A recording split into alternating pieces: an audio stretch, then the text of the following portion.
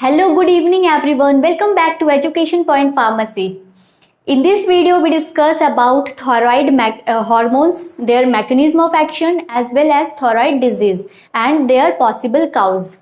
इसके पहले वाले लेक्चर में हमने पढ़ा था थायराइड ग्लैंड्स के बारे में, thyroid hormones how synthesize in glands and then release stored and then release in our bloods, और साथ ही साथ हमने ये पढ़ा था थायराइड हार्मोन्स जो है वो हमारे बॉडी के लिए क्यों ज़रूरी है।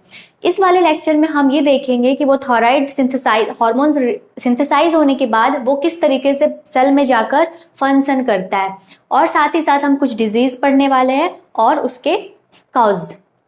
तो चलो शुरू करते हैं। In first slide we discuss about relationship between T4 and T3।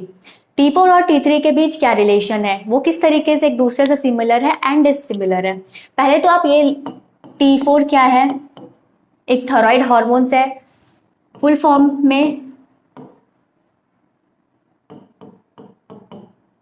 इसे क्या कहते हैं, थायरोक्सिन, THYROXIN थायरोक्सिन। और T3 को हम क्या कहते हैं,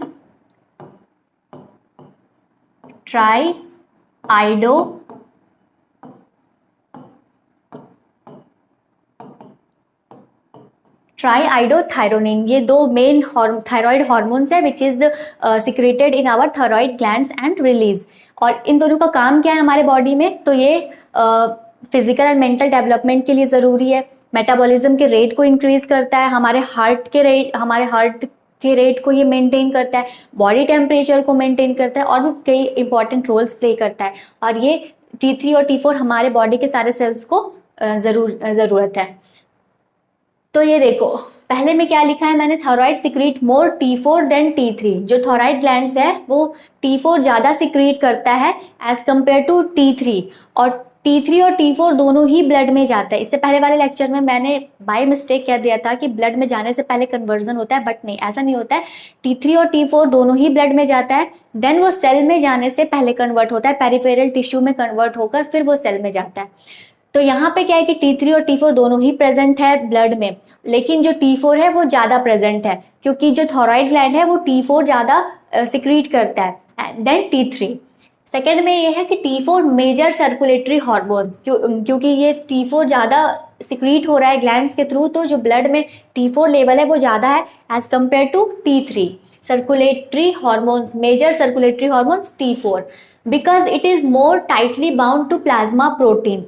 ऐसा इसलिए क्योंकि वो जो ब्लड में प्रेजेंट है प्लाज्मा प्रोटीन, वो T4 जाकर उसके साथ टाइटली बाइंड हो जाता है, तो इसलिए इस वजह से मेजर सर्कुलेटरी हार्मोन्स कौन है, T4। But T3 is 5 time more potent then T4, लेकिन T3 जो है वो 5 गुना ज़्यादा इम्पॉर्टेंट है, पोटेंट है T4 से। और हमारे सेल को भी क्या ज़रूरत है, T3, बट प्रेजेंट तो T4 ज़्यादा है और T3 कम है, लेकिन T3 कम होने के बावजूद भी हमारे सेल के लिए इम्पॉर्टेंट है और 5 टाइम मोर पोटेंट है। T3 is more actively bind two receptor. ये क्यों पोटेंट है, क्योंकि ये जो हमारे सेल के अंदर रिसेप्टर प्रेजेंट है वो उससे ज़्यादा एक्टिव तरीके से बाइंड हो पाता है, लेकिन T4 बाइंड नहीं हो पाता है सेल्स के रिसेप्टर्स के थ्रू। इस वजह से T3 जो है वो मोर पोटेंट देन T4। अब देखो, normal human thyroid secrete 60 to 90 microgram of T3। जो नॉर्मल थायराइड ग्लैंड्स है वो डेली 60 से 90 माइक्रोग्राम T4 सिक्रीट करता है, लेकिन जो T3 है वो कितना, 10 से 30 माइक्रोग्राम T3 डेली, सिर्फ 10 से 30 माइक्रोग्राम ही T3 को सिक्रीट करता है, लेकिन जो T4 है वो 60 to 90 माइक्रोग्राम सिक्रीट करता है हमारा जो थायराइड ग्लैंड्स है। अब ये सिक्रीट तो हुआ T3 T4 दोनों ब्लड में भी गया, बट ब्लड में जाने के बाद वो पहले सेल में जाने से पहले वो कन्वर्जन हुआ, T4 कन्वर्ट इनटू T3। तो कहाँ पे ये कन्वर्जन होता है, लीवर में, किडनी में। ये क्या है, पेरिफेरल टिश्यू में कन्वर्ट हुआ T4 इनटू T3। देन फिर जो टारगेट सेल्स है वो उस सेल्स और tissue, whatever you want to say, cells जो टारगेट सेल्स है वो फिर वो T3 को अपने अंदर अपटेक करेगा, T3 from circulation for their metabolic needs, अपने मेटाबॉलिक नीड्स के लिए वो T3 को अपटेक करेगा ब्लड से। लेकिन एक्सेप्शन क्या है, ब्रेन और पिट्यूटरी, ये दोनों क्या है, ये दोनों T4 को कन्वर्ट नहीं करता। T4 as it is brain के सेल्स में चला जाता है, वहाँ ब्रेन के सेल्स में जाने के बाद वो कन्वर्ट होता है T3 में। लेकिन बाकी जो सेल्स है हमारे बॉडी में, उसमें क्या होता है, पहले पेरिफेरल कन्वर्जन हुआ, देन वो सेल के अंदर गया। लेकिन जो ब्रेन है और पिट्यूटरी है, वो ये दोनों क्या करते हैं, T4 को एज इट इज अपने अंदर लेते हैं, देन फिर सेल के अंदर देयर ओन सेल क्या करते हैं, उसके खुद के सेल्स क्या करते हैं, कन्वर्ट करते हैं T4 को T3 में सेल्स के अंदर। तो ये एक एक्सेप्शन केस है। Now moves into other slide. In this slide we discuss about mechanism of action of thyroid hormones. Thyroid hormone synthesize कैसे हुआ, ये हमने फर्स्ट लेक्चर में देखा था, लिंक डिस्क्रिप्शन बॉक्स में है, आप पहले वो पढ़ लो, फिर आपको ये समझ आएंगे प्रॉपर तरीके से। जब आप सिंथेसिस समझोगे तभी तो आप मैकेनिज्म समझ पाओगे, और जब मैकेनिज्म समझोगे तभी तो आप ड्रग्स ट्रीटमेंट समझ पाओगे।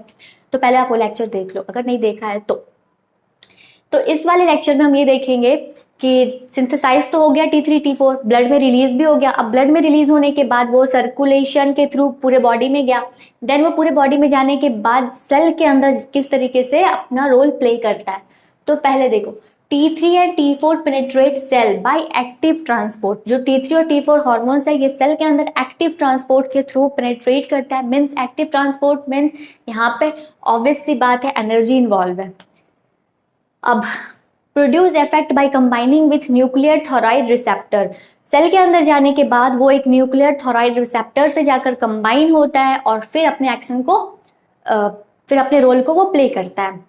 तो ये जो न्यूक्लियर थॉराइड रिसेप्टर है, ये एक्चुअली है क्या, क्यों इसे न्यूक्लियर थॉराइड रिसेप्टर कह रहे हैं। थॉराइड रिसेप्टर इसलिए कह रहे हैं क्योंकि ये जो थॉराइड हार्मोन है ये उस रिसेप्टर से जाकर बाइंड हो रहा है, that's why it is called thyroid receptors.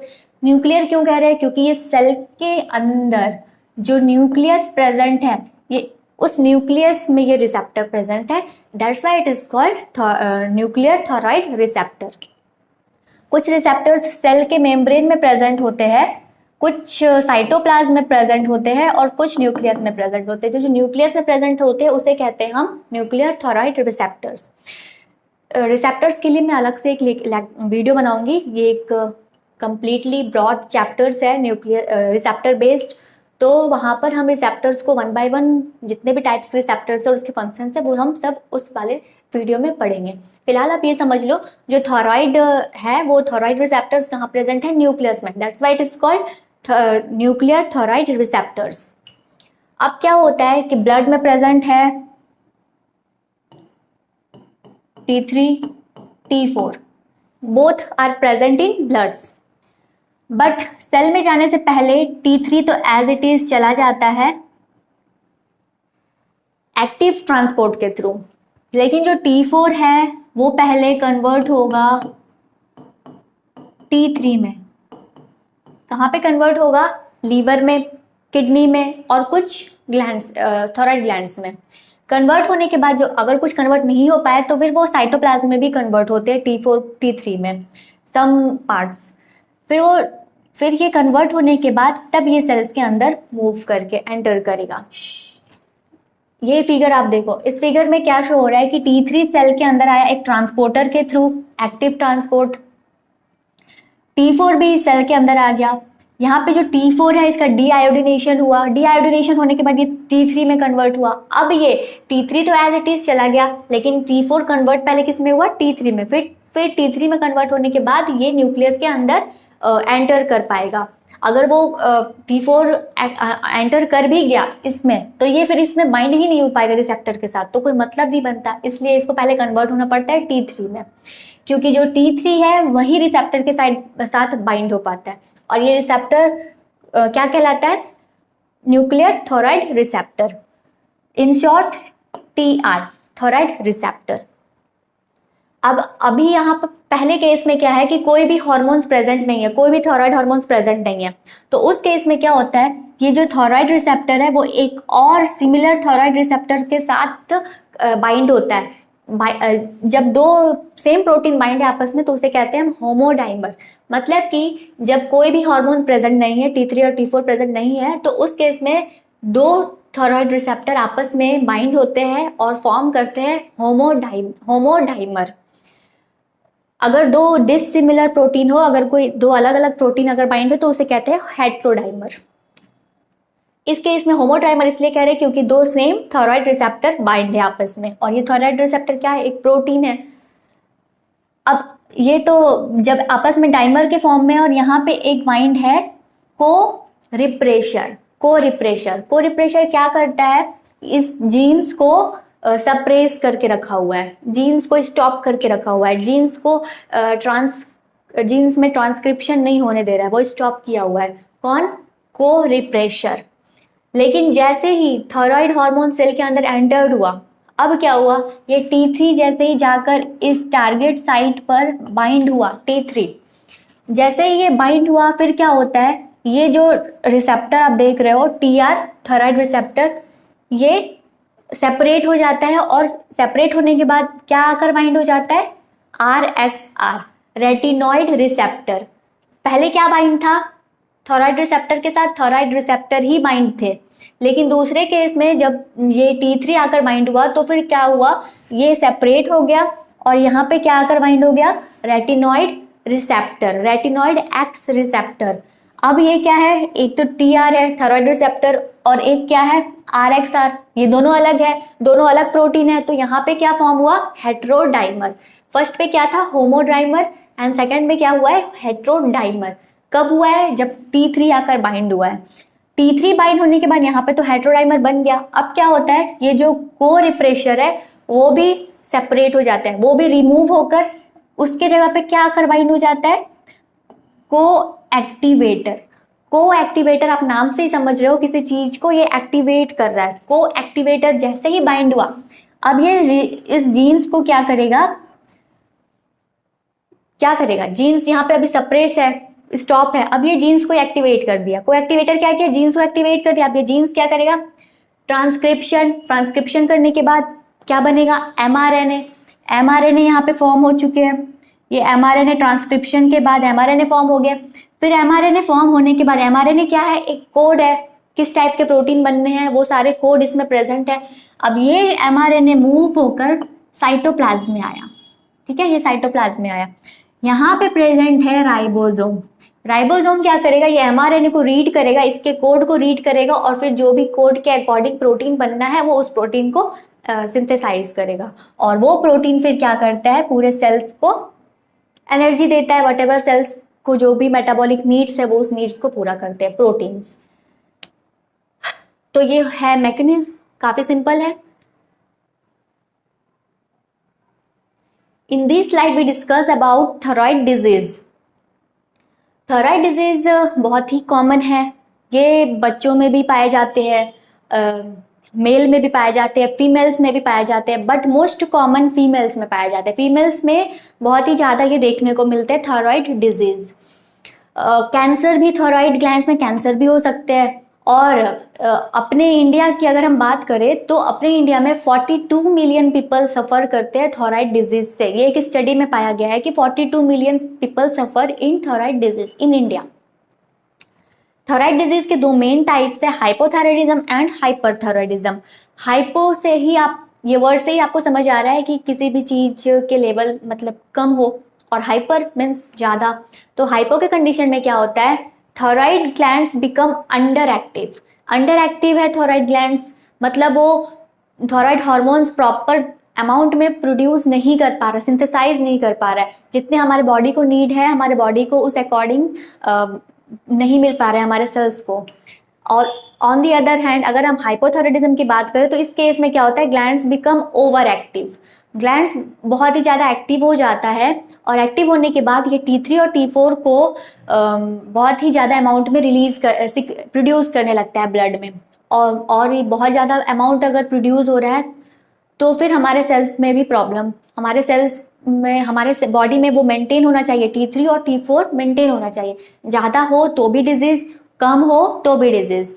अगर कम है तो हाइपोथायराइडिज्म, अगर ज़्यादा है तो हाइपरथायराइडिज्म। हाइपो में क्या हुआ, T3 T4 level decrease, not produce much sufficient amount. और इस केस में क्या हुआ है, T3 T4 लेवल कुछ ज़्यादा ही हाई, एक्स्ट्रा, जितने हमारे बॉडी को जरूरत नहीं है उससे कहीं ज़्यादा है, एक्स्ट्रा लेवल प्रेजेंट है ब्लड में।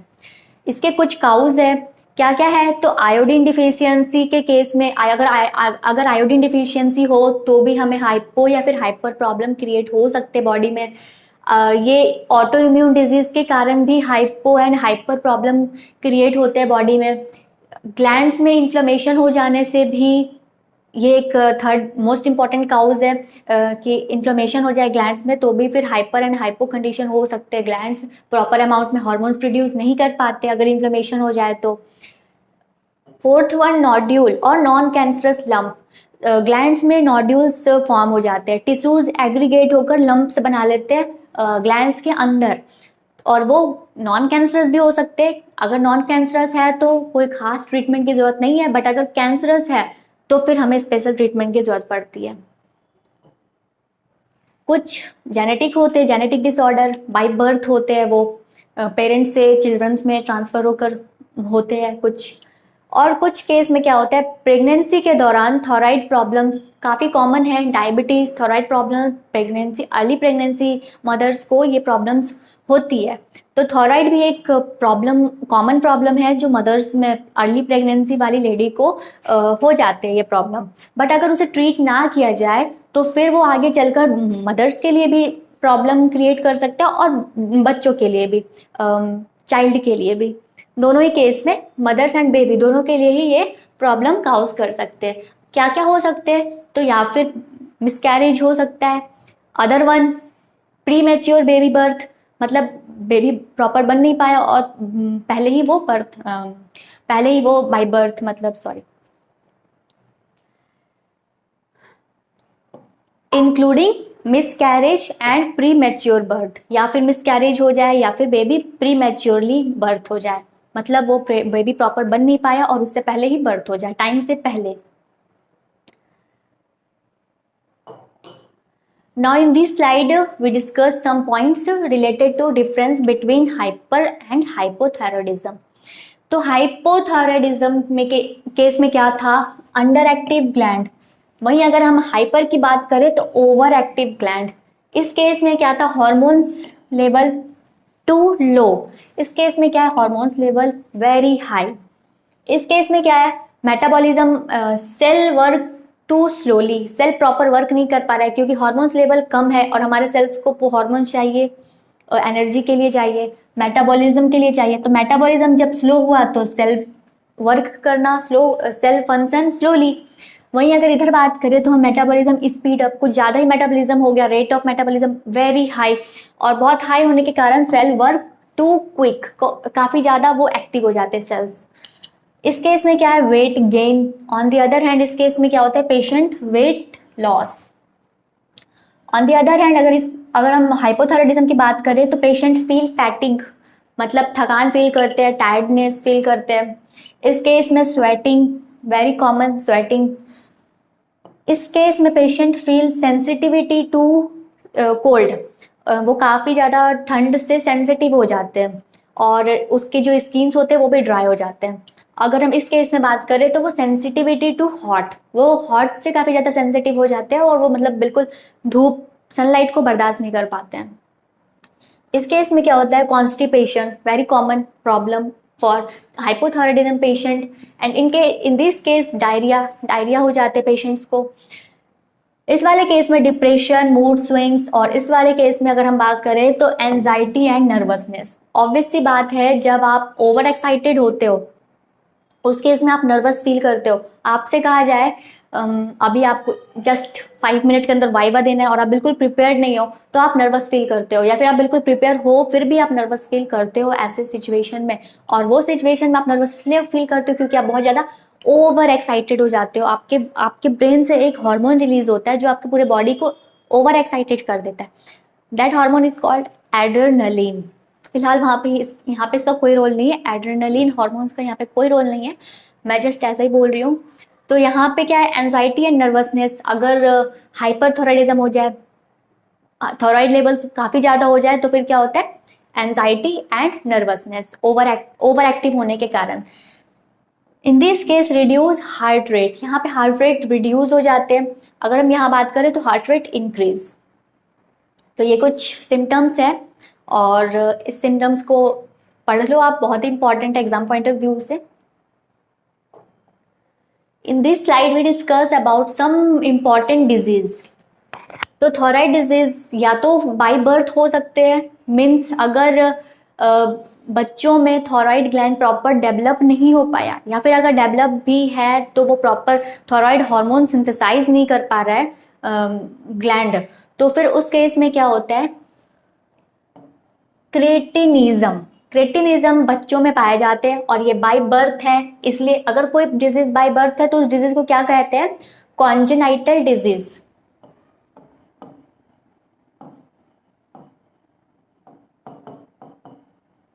कॉन्जेनाइटल डिजीज, क्योंकि ये डिजीज बाय बर्थ है। और अगर एक्वायर्ड डिजीज क्या है, अगर आपके लाइफ में किसी भी पॉइंट पर वो डिजीज शुरू हो जाए तो फिर वो एक्वायर्ड है। ये बाय बर्थ नहीं होता, ये आपके लाइफ के किसी भी पॉइंट में शुरू हो सकता है आपको ये डिजीज प्रॉब्लम, पर ये जो है कॉन्जेनाइटल डिजीज है, ये बाय बर्थ होते हैं। और अगर बाय बर्थ है तो उस केस में अगर बच्चों में बाय बर्थ थायराइड डिजीज है, हाइपोथायराइडिज्म है, तो उस डिजीज को क्या कहते हैं, क्रेटिनिज्म। ये कब होता है, due to iodine deficiency during early pregnancy.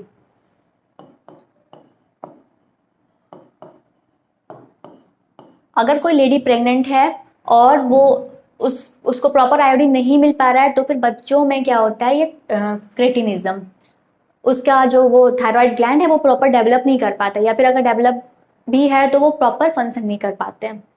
ऐसे केस में कुछ सिम्टम्स देखने को मिलते हैं बच्चों में, पफी फेस, बिल्कुल अजीब से फेस हो जाते हैं बच्चों में, पफीनेस हो जाता है उसके फेस पे, और वो फिजिकली ग्रो नहीं कर पाते प्रॉपर तरीके से, उसका मेंटल डेवलपमेंट भी प्रॉपर नहीं हो पाता है, और स्टूपिड टाइप वो दिखते हैं बिल्कुल। तो ये कुछ सिम्टम्स हैं।